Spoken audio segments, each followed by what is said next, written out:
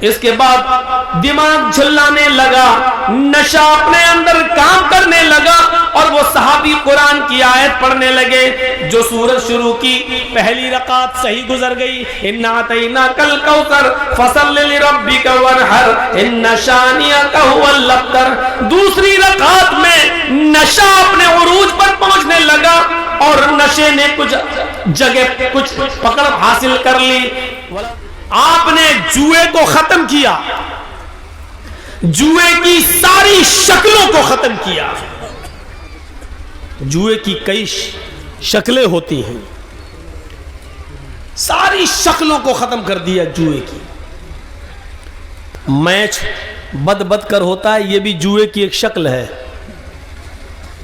مثلا 5-5 ہزار روپے بدلیے، اگر تم جیت گئے تو 5,000 ہم دیں گے، ہم جیت گئے تو 5,000 تم دو گے۔ یہ جوئے کی ایک شکل ہے۔ اسلام کے اندر یہ حرام ہے۔ کبڈی کھیل رہے ہیں، تم جیت گئے تو ہم تمہیں 5,000 دیں گے، ہم جیت گئے تو تم ہمیں، یہ ٹیم ہمیں 5,000 دے گی۔ یہ جوئے کی ایک شکل ہے جو حرام ہے۔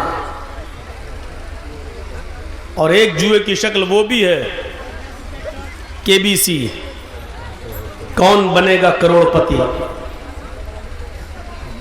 یہ بھی جوئے کی ایک شکل ہے۔ اسلام نے جہاں بہت سی چیزوں کو منع کیا ہے ناجائز طریقے سے مال کھانے، اس میں ایک یہ شکل بھی ہے۔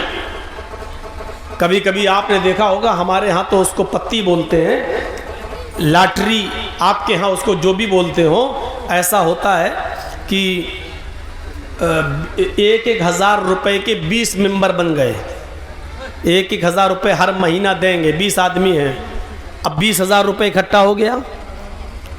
اب وہ کسی ایک کو دینا ہے تو اس کی بولی لگتی ہے، تو کوئی کہتا ہے صاحب 16,000، کوئی کہتا ہے 18,000، کوئی کہتا ہے 15,000، یعنی مجھے اتنا دے دو۔ تو جو سب سے زیادہ بولی لگاتا ہے، مثلا کسی نے کہہ دیا کہ ہمیں 14 دے دو، اور 14 سے نیچے کوئی نہیں آیا، تو آپ نے اس کو 14,000 دے دیا۔ اب کتنا بچا؟ آیا 20,000، 1,000 سب نے دیا، آپ کو ملا کتنا؟ 20 میں 14,000 میں پتی بک گئی، وہ رقم بک گئی، آپ نے اس کو دے دیا 14,000۔ اب بچا کتنا؟ 6۔ وہ 6,000 روپے سارے کینڈیڈیٹ میں برابر برابر بانٹ دیے جاتے ہیں۔ ایسے جو سب سے پہلے خریدتا ہے اس کو 14-15,000 ملتے ہیں، اور جو سب سے لاسٹ میں لیتا ہے اس کو پورا 20,000 ملتا ہے، لیکن ہر مہینے اس کو پروفٹ ملتی رہتی ہے۔ جتنے میں وہ پتی بکتی ہے، وہ رقم بکتی ہے، وہ برابر برابر تقسیم ہوتی رہتی ہے۔ یہ بھی حرام کمائی کی ایک قسم ہے، یہ بھی جوئے کی ایک بدترین قسم ہے، یہ بھی ناجائز اور حرام مال کی ایک قسم ہے جو آج چل رہی ہے۔ ہاں، قرآن اندازی ہوتی ہے تو وہ ٹھیک ہے، مثلا 20 آدمیوں نے 1,000 روپے دیا، 20,000۔ اب کسی ایک کو دینا ہے تو 20 پرچیاں ڈالیے، ایک پرچی اٹھائیے، جس کا نام نکلے اس کو آپ دے دیجئے۔ اس میں نہ آپ کم دے رہے نہ زیادہ، 20,000 اس کو مل رہا ہے، جس کا نمبر آتا جائے گا اس کو ملتا جائے گا، یہاں تک کہ آخری آدمی تک کو بھی 20,000 ملے گا۔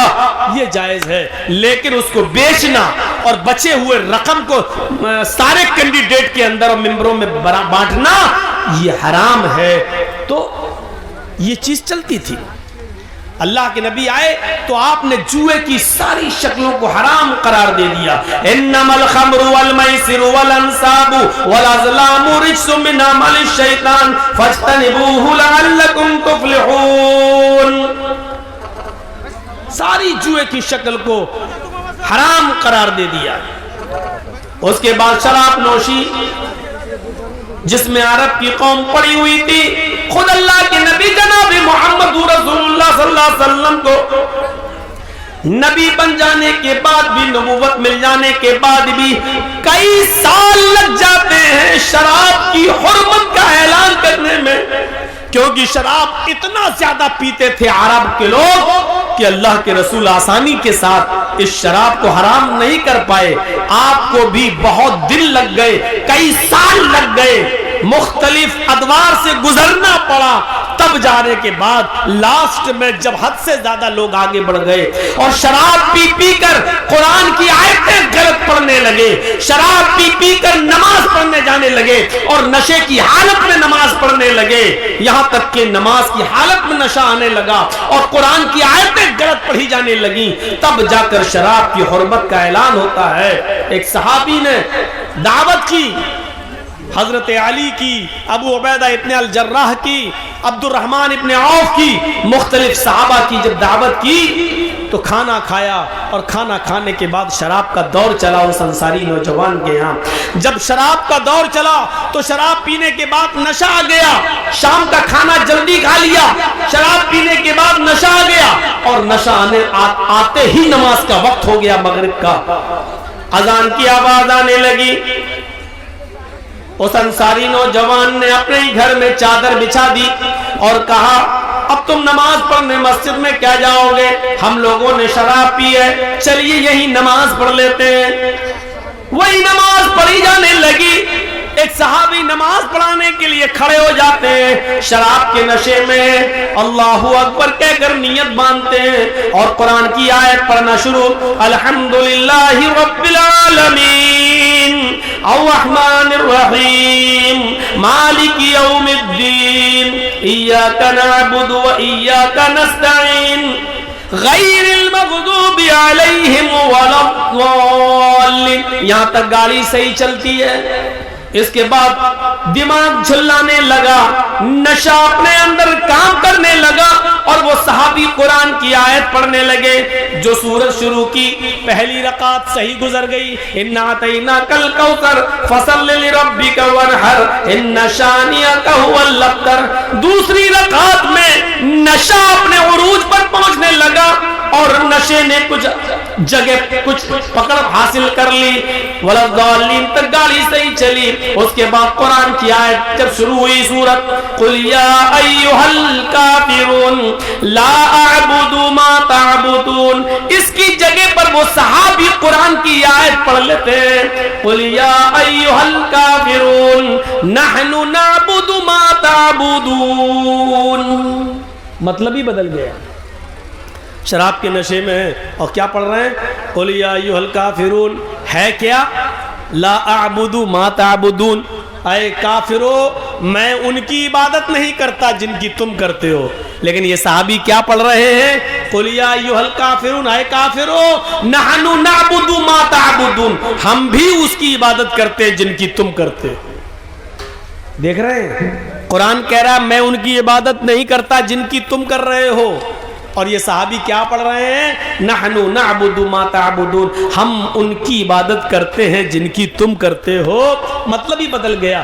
جیسی نماز اللہ اللہ کر کے ختم ہوتی ہے, ادھر محمد الرسول اللہ پر قرآن کی آیت نازل ہوتی ہے, یا ایھا الذین آمنوا لا تقربوا الصلاۃ وانتم سکارا, اے ایمانو والو تم اس وقت نماز کے قریب مت جاؤ جب تم نشے میں ہو, اے ایمان والو تم اس وقت شراب کے قریب مت جاؤ جب تم نشے میں ہو, اس وقت تک نماز نہ پڑھو جب تک کہ تم جان نہ لو حتی لا تعلموا ما تقولون, جو تمہارے منہ سے نکل رہا ہے اس کو تم سمجھنے نہ لگو, اس کو تم جاننے نہ لگو. جو تم بول رہے ہو جب تک وہ خود تمہاری سمجھ میں نہ آنے لگے کہ کیا تم کیا بول رہے ہو, اس وقت تک نماز کے قریب مت جاؤ. میرے بھائیوں جب قرآن کی آیتیں نماز میں غلط پڑھی جانے لگی اور شراب پی کر لوگ فخر کرنے لگے, میں تم سے افضل, میں تم سے اونچا, ارے میں مہاجر ہوں, اللہ کے رسول قریشی میں قریشی, اللہ کے رسول بنو ہاشم میں بنو ہاشم کا,